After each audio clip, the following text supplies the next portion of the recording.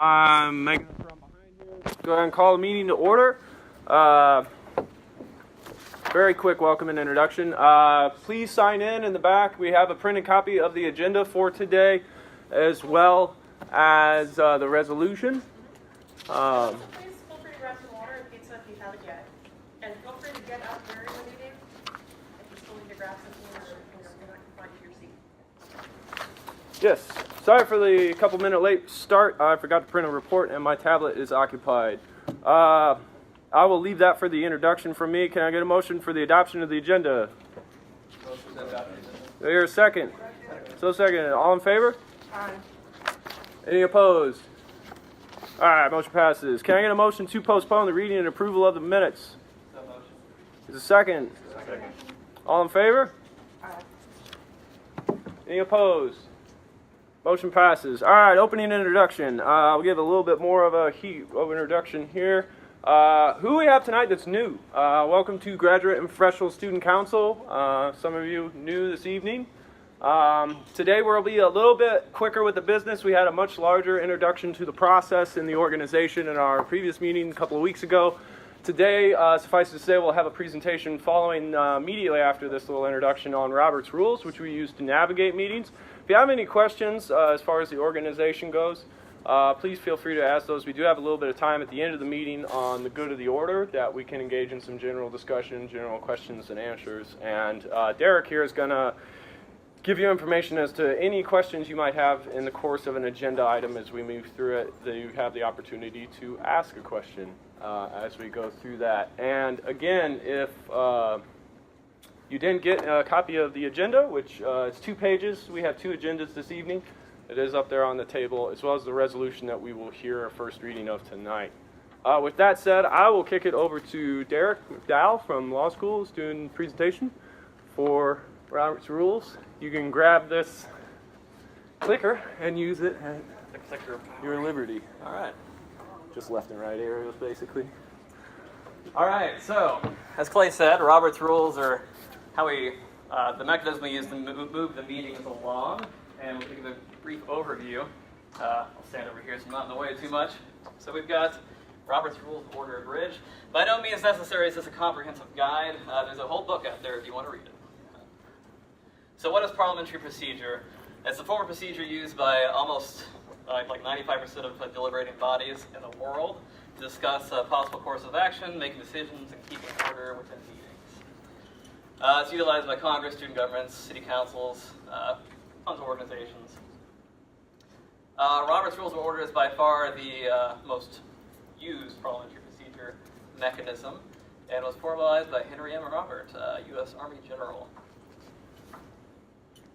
Quorum. This is a term you're going to be heard thrown around occasionally when it comes to voting.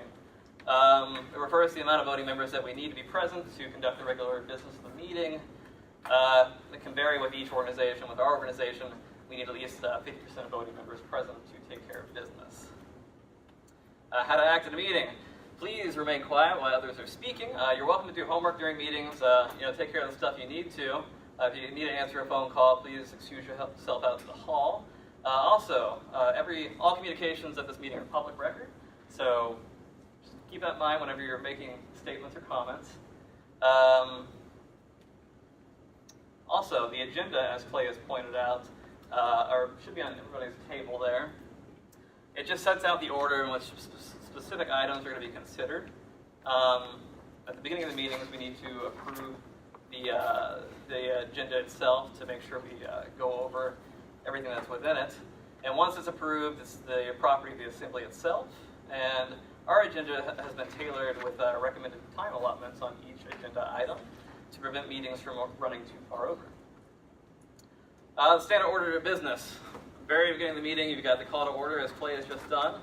We've got the approval of the previous week's minutes, which are the notes from the previous week's meetings. We've got old business, anything we haven't taken care of in the previous meetings that need to be brought up and discussed. We've got new business, which are new introductions to business items for the meeting and the council to consider. We've got the officer reports, not office reports, but they each have an office. And we've also got committee reports, which are the committees that this body ends up empowering to do certain things, like academic grievances committee or things of that like. And we also have the round table at the end, is where quite often we mention things that are happening in our organization, special events, lectures that you'd like other people to attend, or any other specific point that you'd like to bring up within the meeting.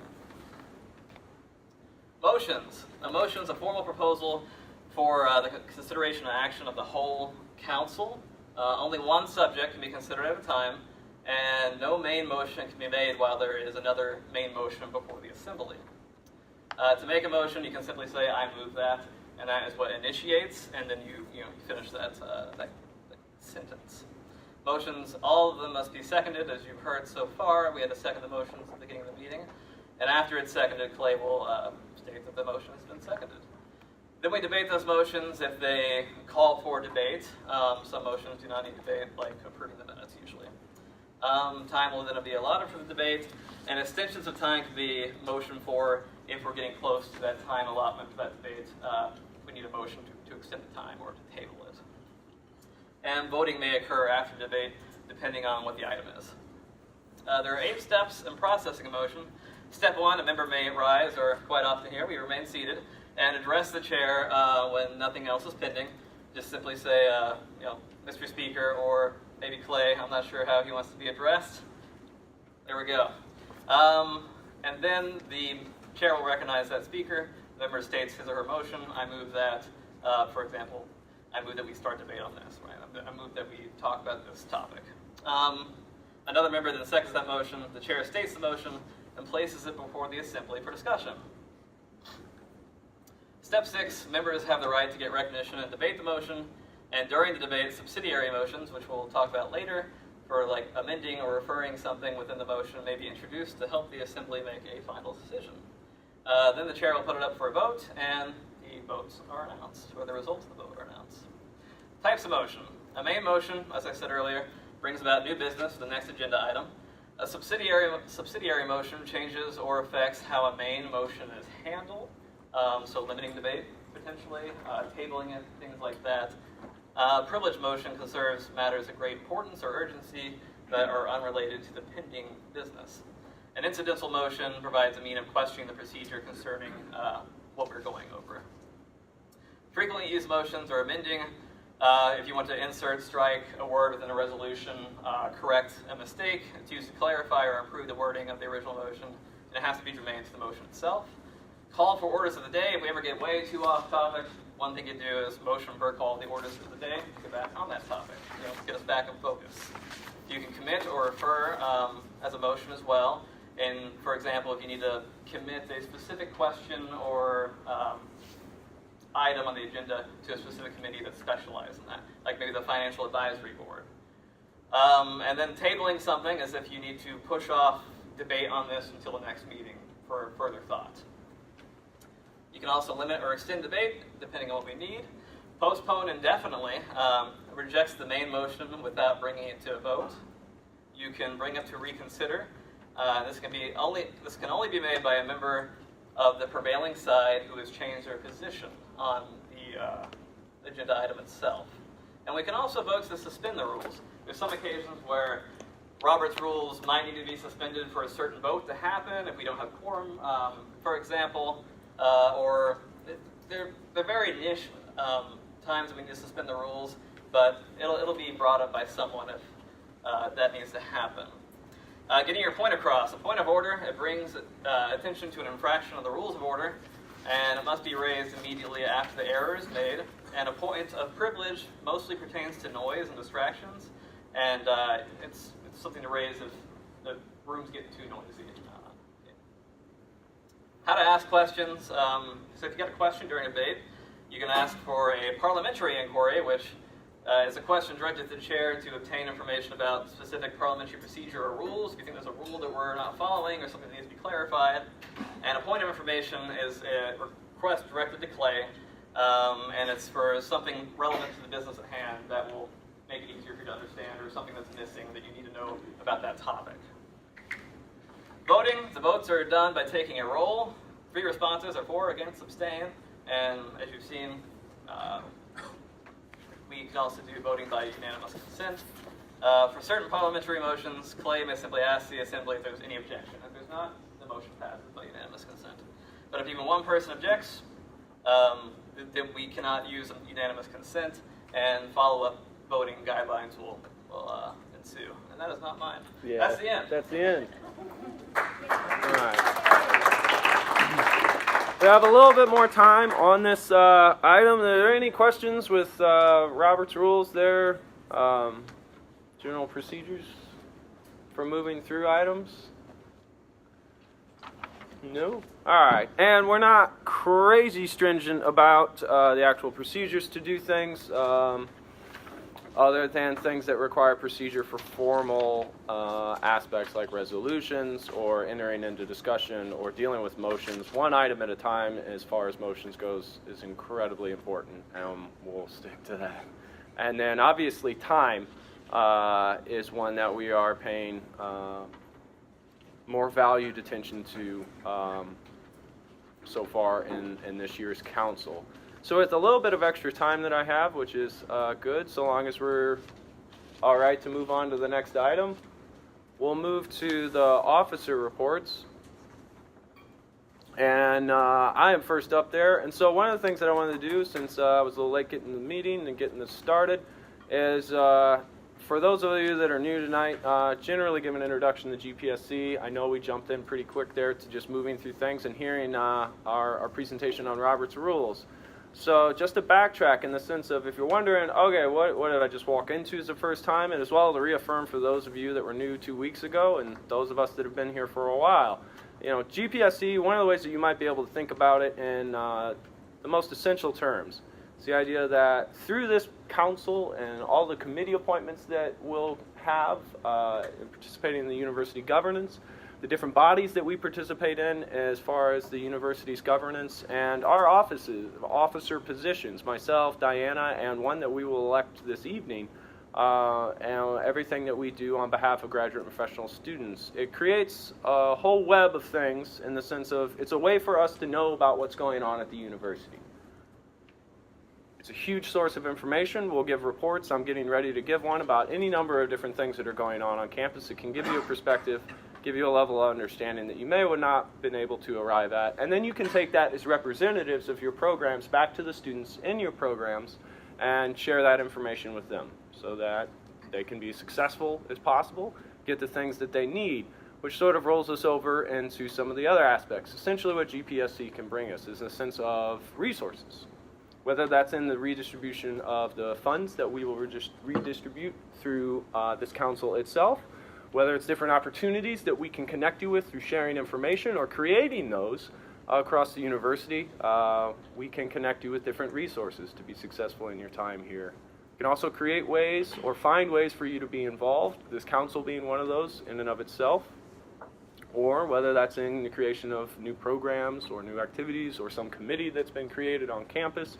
We have the ability to connect you with those things, resources, or different aspects of engagement, which sort of kind of adds up to another aspect that we're able to do with graduate and professional student councils. We actually can influence the trajectory of the university through our participation in its governance, through our activities on committees, and the developing of policy or programming for graduate and professional students, or just really in pretty mundane ways of being everyday interacting with the administrators and the faculty that govern and create the university along with us. And the last is the sense that it can give you a place to actually accomplish things that you want to accomplish while you're here. Whether that's in taking on a particular issue that you're passionate about and using this infrastructure that we have, the resources that we have, the connections that we have, social capital. I'm a sociologist. That's basically what you're talking about, networked capitals.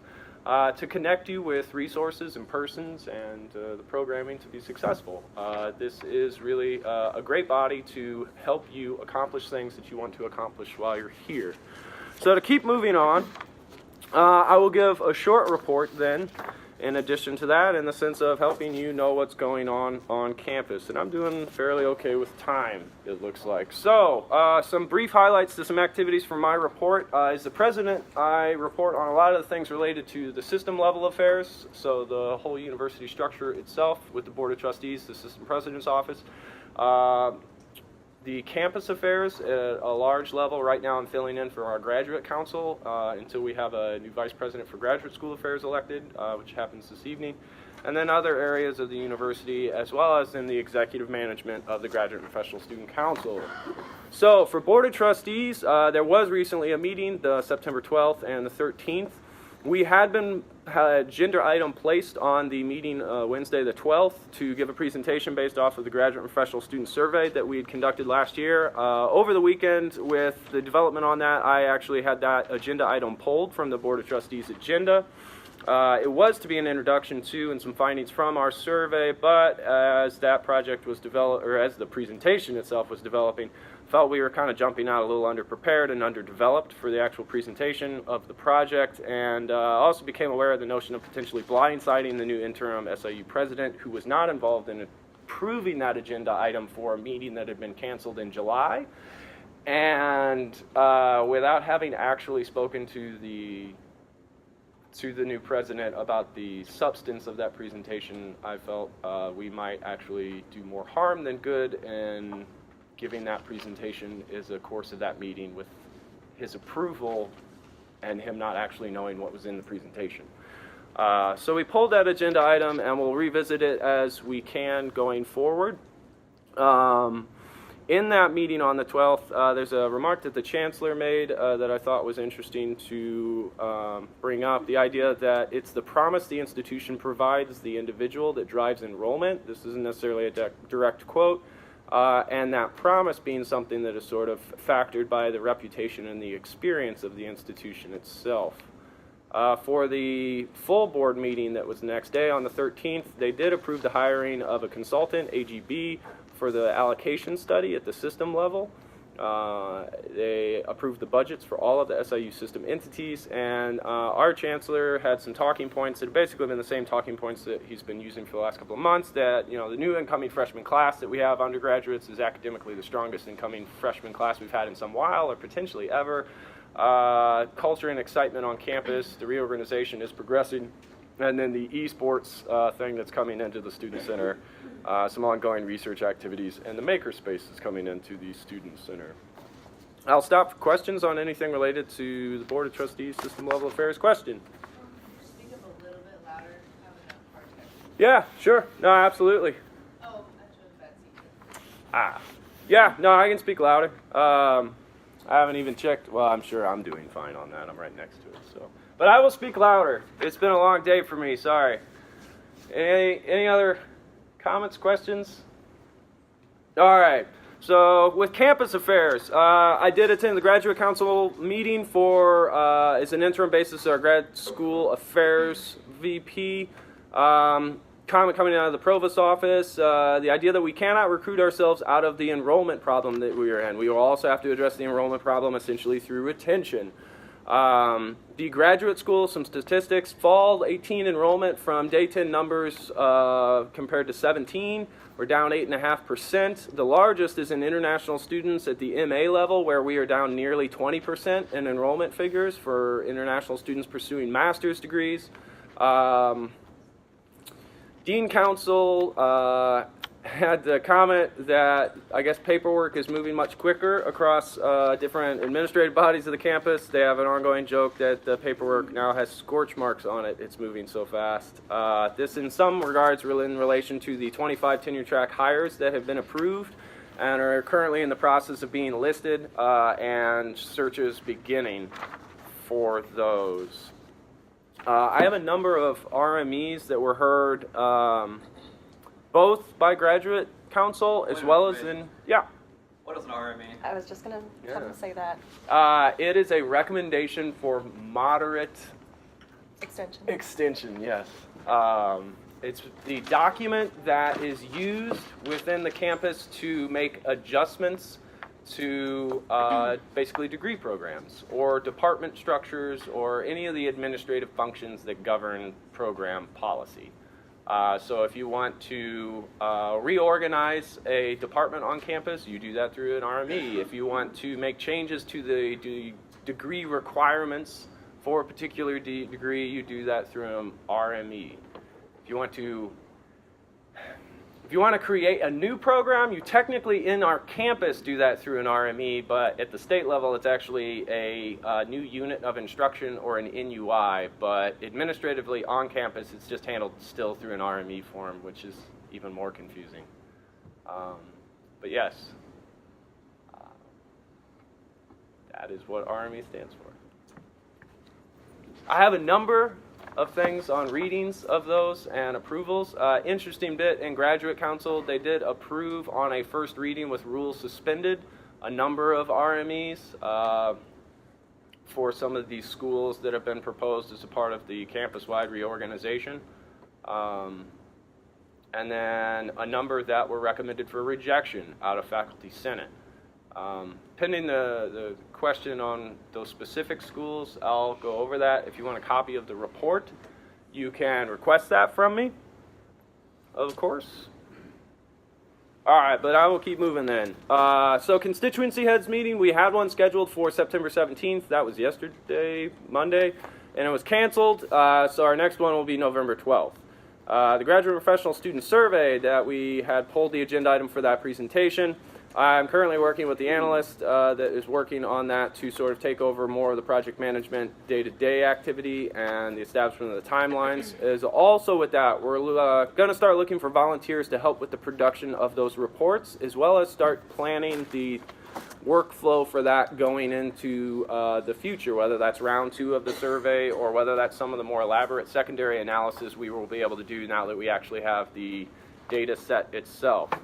And then to close things off, presidential activity within Graduate Professional Student Council itself. Working on committee nominations, lots of emails going around and as far as filling those with the various committee chairs of those committees around campus. I have a meeting scheduled with the interim provost in a couple of weeks. I'm waiting to hear about our application for funding from the Alumni Association to assist with our budget this year.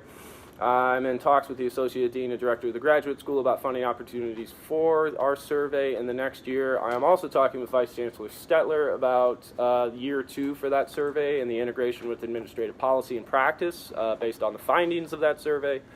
Potential meet and greet with the Mayor of Carbondale has been proposed, either during or before a council meeting itself. And so that's something that we can potentially talk about in the course of our meeting. And there will be a presentation coming up in the executive board for the initiatives and priorities for the council in this next year. That will conclude my reports. Almost on time. Is there any questions before we move on? Comments? Concerns?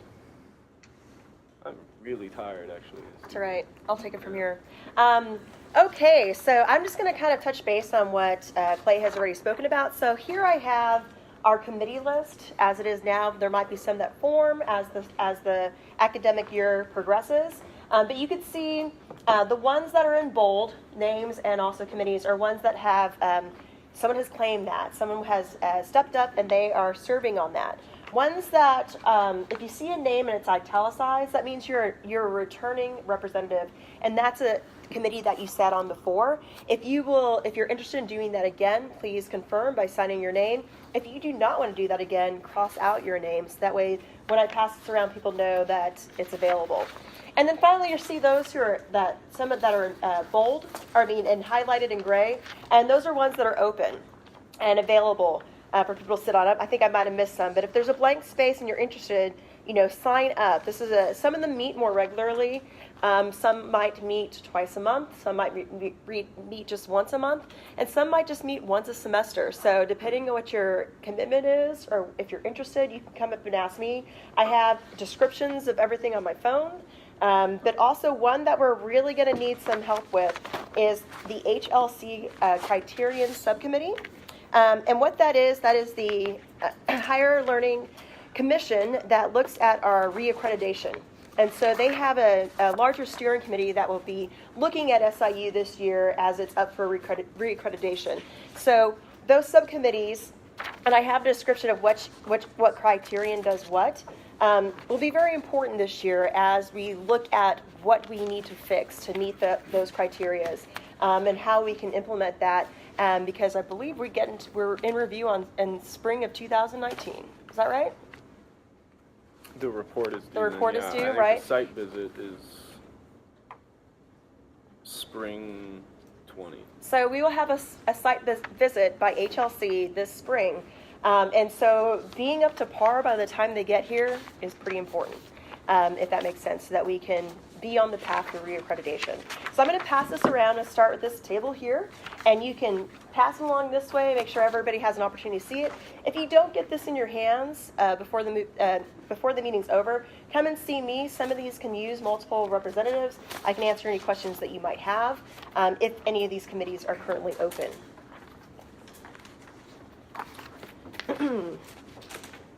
And then also following up as far as what I do as the GPSC Vice President of Administrative Affairs.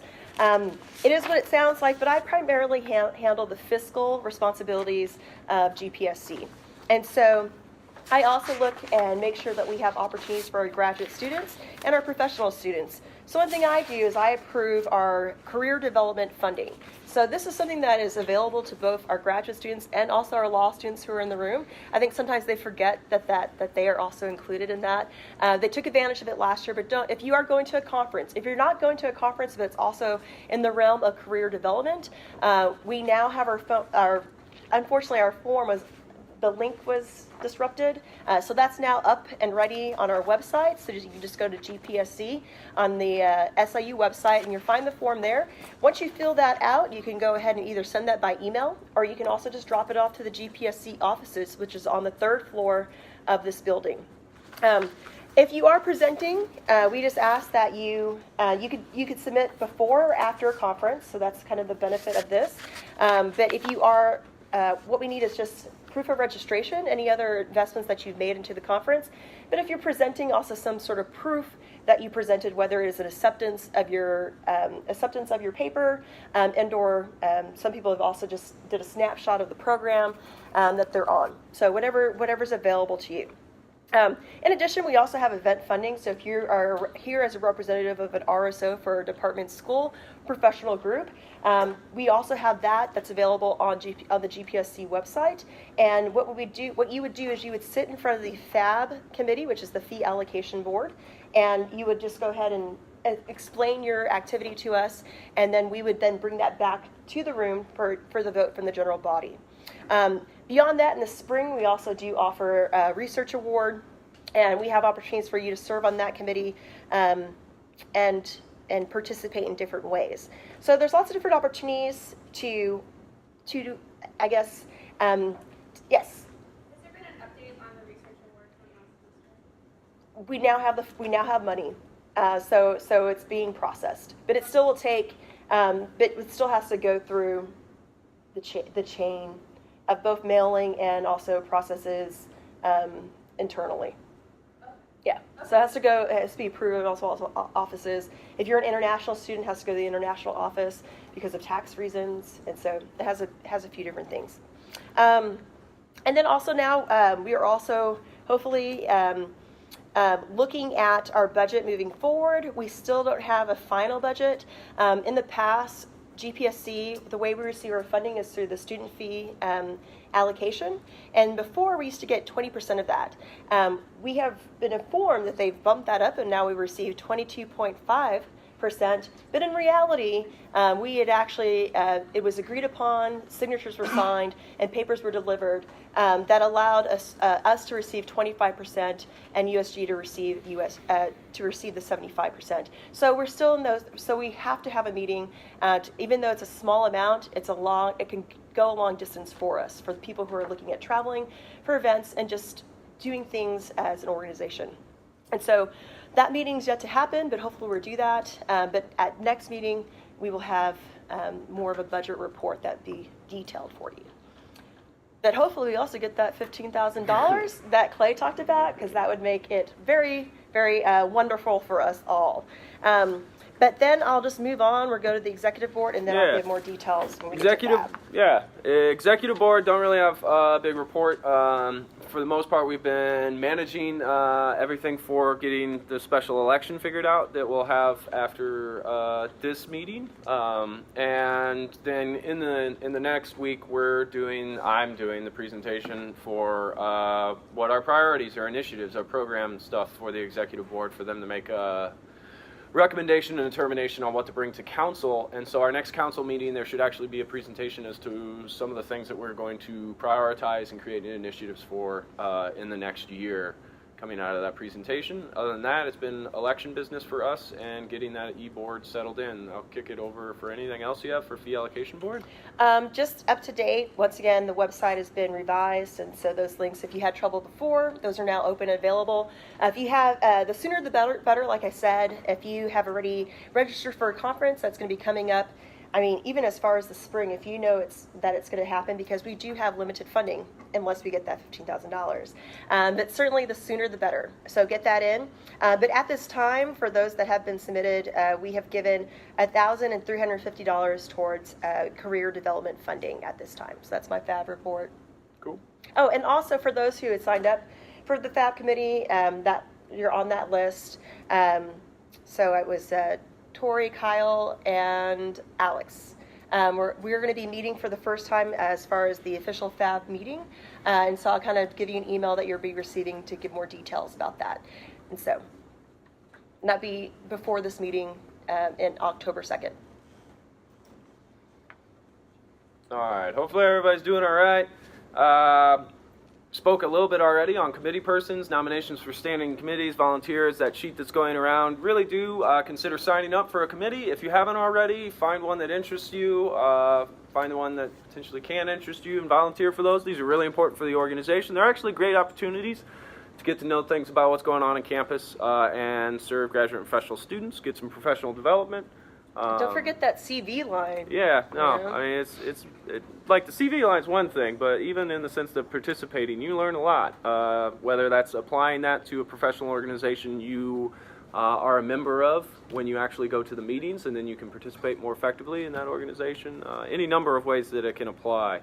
But that being said, sign up for the committees or ask questions about different committee opportunities that you might be interested in after the meeting or during go to the order here. We'll move on to special elections, though, and try and stay on track for this time. We're really prioritizing giving ourselves time for the election after we adjourn this first meeting, so we're not all here too late. That was the idea. So I know we're grinding through this first agenda rather quickly and dryly. So I apologize if it's a little confusing, but we'll open up any additional nominations for candidates for the Vice President for Graduate School Affairs. If you want to read the standing nominations, Diana, that we Sure. already have on record. At this time, we have Jordan Maddox. I'm not going to say your last name correctly, but correct me if I'm wrong. Adil Samad Humaydan, is that right? Yes. Okay. Thank you. And then Alex Davenport. I have, so just so you know, for those who are new, those who are eligible to vote are those, because this is considered a meeting, you have to attend 2 consecutive meetings to have the eligibility to vote. So for those who attended last meeting, I have that list here, and if you attended this meeting, it puts you in that eligibility. So for those, after we adjourn, you're more than welcome to leave or stay to see how the election turns out. But unfortunately, for those who weren't able to attend the first meeting, you will not be eligible to vote. What I do. Oh. Any additional nominations for the Vice President for Graduate School Affairs?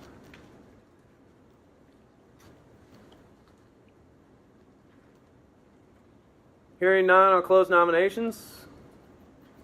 Move on to nominations for candidates for Graduate Council Representative, alternate, if so required by the election for the VP GSA. Can we have a reading of the current nominations for that position? Sure, and I apologize if I spelled anyone's name incorrectly. So Danny Vakoska? Sure, I don't know. How do you say it? Vakoske. Well, that was not close, but thank you for being kind.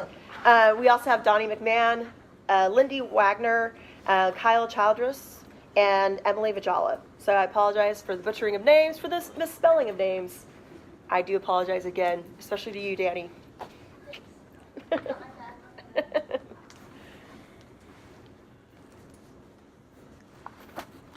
And for those who are new, who may not know, I think explaining what graduate council might be, for those who, you can also self-nominate. Yes. So those who are just joining us today, you can nominate yourself. But this is something that, vote for yourself. what's that? You won't be able to vote for yourself, but you could nominate yourself for one of these positions. Yeah, Yeah. this is true. This is true. You are absolutely right. Which that's actually not that goofy because technically elections are open campus wide for these positions, but only members of council are actually able to vote on them. So This is that's true. actually consistent This is with true. So every if you didn't election. come last time, you can still nominate yourself, but you just can't vote. Yeah. Eh? Yeah. It's funny how things work out that way.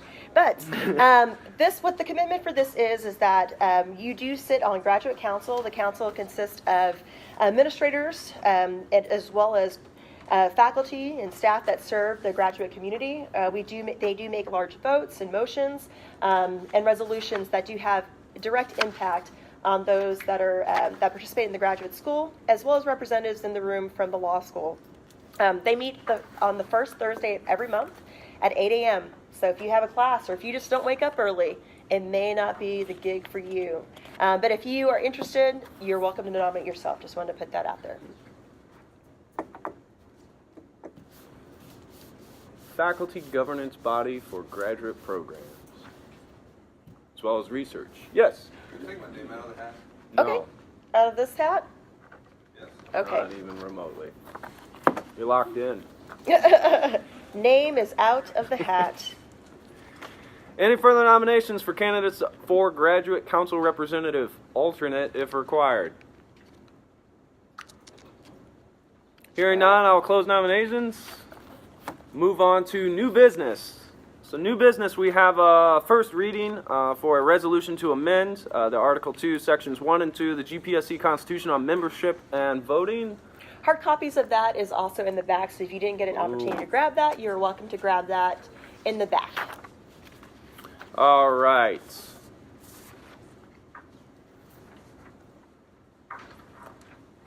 I would ask the council if, for our first reading, we may conduct the reading as written and forego the reading aloud, perhaps. Do you have to move for that? I move to not read out loud. So motion, is there a second? Seconded. All in favor of foregoing an out loud reading and reading as written for the first reading, this resolution? Any opposed? Seeing none opposed, we'll have our first reading as written. Is there any discussion on this resolution? We essentially had a motion that was seconded and passed in our previous council meeting to look at and amend the rules for membership in our Constitution as it somewhat affects certain degree programs. It will actually have a longitudinal effect, as I became aware of over summer, as the reorganization continues to progress as it looks, where you have departments merging into schools. And then there's also the capacity to open up some enfranchisement to persons to represent graduate certificate programs. And so with that successful motion, we requested and even motioned for successfully for the executive board to look at that. We looked at this over the past couple of weeks and arrived at the language that is presented in the resolve at the end, to essentially replace the language that specifies representatives being duly elected from departments, schools, or colleges, to changing that language so that they are duly elected from graduate degree programs or graduate certificate programs. That is the sort of operant change to the language. Yes, Derek. Would this render Article 2, Clause 3 surplusage? The section that relates to the at-large membership, that would not. The at-large membership really targets the representation of non-declared graduate students. Because just like with undergrad, where you can be an undeclared major, you can get accepted to the graduate school as an undeclared student. And so the at-large petition is technically supposed to be someone that will function as the representative for non-declared graduate students. So the petition signatures that are being submitted are supposed to be, they are required essentially to be, those of persons that are not affiliated with a particular degree program. And so, for instance, like, I don't think he would mind. Our previous president, Jonathan, technically was initially accepted to the graduate school as a undeclared master's student, I think, or maybe even PhD student, but nonetheless undeclared into the graduate school so that he could take some coursework to then qualify to get accepted into a program that he didn't have the requisite undergraduate coursework to. And so those students, as they're enrolled as undeclared graduate students of the graduate school, they don't have departmental representation in the same way that a student that's currently enrolled in a degree program would. And so even though we make the change to representing and drawing representatives from degree programs, as an undeclared graduate student, you still aren't associated with that degree program. You're still falling under the purview of the graduate school. Makes sense. Yeah. Yes? Would you not be covered by the representatives from that program then? Like, if you're undeclared, who would you be representing anyways? Well, the representative is to represent the undeclared graduate school students. What I mean is, like, let's say you're undeclared, but you have a specified program that you want to go into. Yeah, a target Would- program that you're I mean, trying to get wouldn't acceptance your into. essential motive be to represent that program in the end anyways? So you wouldn't need, you would already have representation, so it'd be like dual representation. Well, that's kind of like a crazy thing about the statute that exists there, is that technically your representative that it successfully petitions to represent undeclared graduate students can be someone enrolled in a current degree program within a department that actually has representation in council. It's that they're representing the students that don't belong to a program in a department or a school. And there are undeclared graduate students. It's, at least that's the way that I understand that reading of that clause, is that the representative is actually representing the students that petition for that person to be their representative, not the idea that the representative is necessarily from that actual constituency in the sense of they're representing undeclared graduate students. So what I'm stuck on is you're representing a group that's essentially, I mean, it Well, seems they like do there's have- no stake. I mean, it's like you're representative of those who are unnamed. You know what I mean? No, it's an odd clause. It's I think very rarely used. As far as my understanding of in the past, we don't really have at-large members that are representing. What was the motive behind it? I can't speak to the motive. I could try and find the record of when that was added. That maybe was added when there was we did a pretty substantial amount of amendments to the existing Constitution a couple of years ago. Mm-hmm. But I don't know how long that's been in our Constitution, and it's something that hopefully at least I could find some record of. But I don't know the. And I should note that as you see us amending the Constitution today and bringing it to everyone, if there's still language that seems unclear, right? And so, Matt, if you're like, this just doesn't make sense to me, you can always motion to have that revised to where it's more inclusive, that it's just those who want to be actively involved. I was just curious what's the motive behind it. I mean, I know you can't really speak to a motive. Yeah, I mean, what's the reason for this?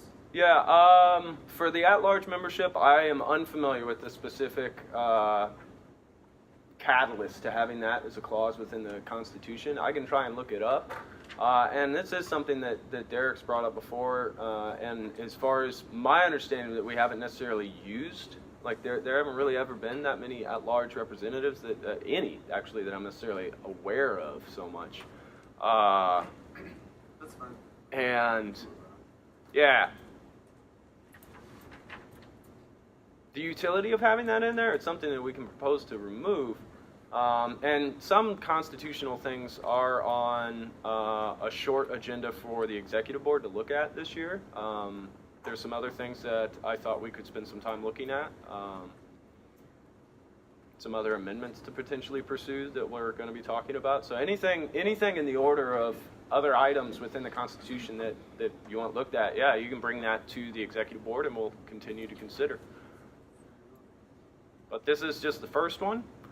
And it seemed a pretty clear-cut one. There was a pretty, I think, unanimous consensus agreement within the executive board on changing this particular aspect of the language. Any other discussion? This is the first reading. We have a second reading, so you can actually take this with you, digest it, get a copy of it, and come back. We'll have a second reading at the meeting 2 weeks from now, at which we'll actually take the vote on the pending adoption of this language for the amendment to the Constitution.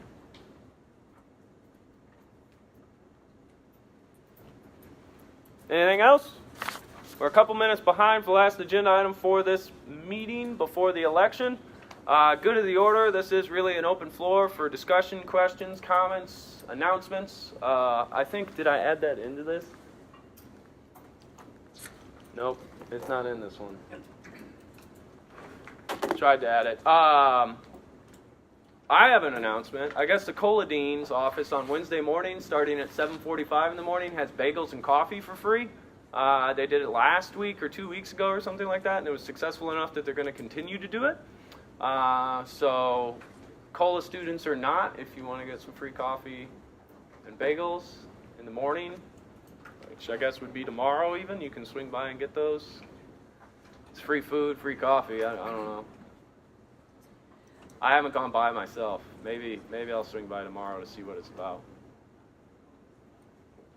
We also did receive a couple different emails requesting us to announce some information. Anna, you sit on this committee. The LGBTQA committee is looking at hosting future happy hours. I had forwarded that information to you, but they also wanted to just invite all graduate students to attend that. I know that you're working on that to solidify location, date, and time. So I will post that to you via email in our upcoming notice of this meeting, if that is coming up anytime soon. But if there's anyone who's interested, I could also make sure I personally forward that to you sometime this week. In addition, we also received, I can't remember who sent us this, but there is a diversity certificate training program that we as graduates. Council sent that, or the office for the Associate Chancellor of Diversity. Yes, the Office of the Office of the Associate Chancellor of Diversity had sent that to us. So it's a diversity training that's going to be happening. Believe again, there's 2 sessions, and if you attend a session, then you can also get a certification. So if that's something that you're hoping to do, I printed out sheets upstairs, but I forgot those. But I'm also happy to send that to you if you come and speak to me right after. I can write down your email and make sure you are informed about those dates and times. And also, one other reminder, I have signed both GAU, the Graduate Assistants United, as well as GPSC up for the upcoming Superhero 5K. And so I had mentioned that if you go up to our office, you can see what the code to log in is. But if you'd like to join our team, I'll be walking. When I say 5K, I emphasize walk, run, emphasis on walk. I will be walking, but every entry is just $20, and that goes to providing 30 meals to an orphan in Bangladesh. So if you are looking forward to something to do on October 6th, a nice fall day, you could just walk along and see lots of people in wonderful costumes. Children's pets are allowed, but if you are bringing children in strollers or pets, just stay towards the back. But I hope you sign up and join the team. Yes. Dr. Sajala here in the Department of Economics forwarded this to us, and I figured I'd throw it out here too for everybody else. The Van Devere Chair Speaker Series, Professor Manisha Padi is presenting a lecture on consumer protection law and the mortgage market in Ohio. That's Friday at 3 o'clock. And he's from the University of Chicago. Friday at 3 o'clock in Parkinson 108. I remembered something else as well. I'm full of events. So I also am the president of Graduate Assistants United. And so if you are a graduate assistant or or if you have some sort of assistantship, we are having a happy hour tomorrow at Pinch Penny from 7 to 9. We offer free beer, so come out and join us, learn a little bit more about what the union's up to. And also, you might also ask us any questions if you also have complaints. The union is where you go to talk about any complaints that you might have as an employee of this university. And another thing for those who are new to GPSC, one thing we also serve, you actually have academic grievances. We also can help you process those. And so if you know anyone else on campus that's having any grievances whatsoever, you can always reach out to us. Well, I have us scheduled for a short recess before we convene for the election itself. If there's nothing further, I'll go ahead and gavel us out for that recess, and we'll get organized for the election itself. We have a motion to adjourn then? Is there a second? So second. All in favor? Any opposed? All right. We'll adjourn for recess here for about 7 minutes. Come back for the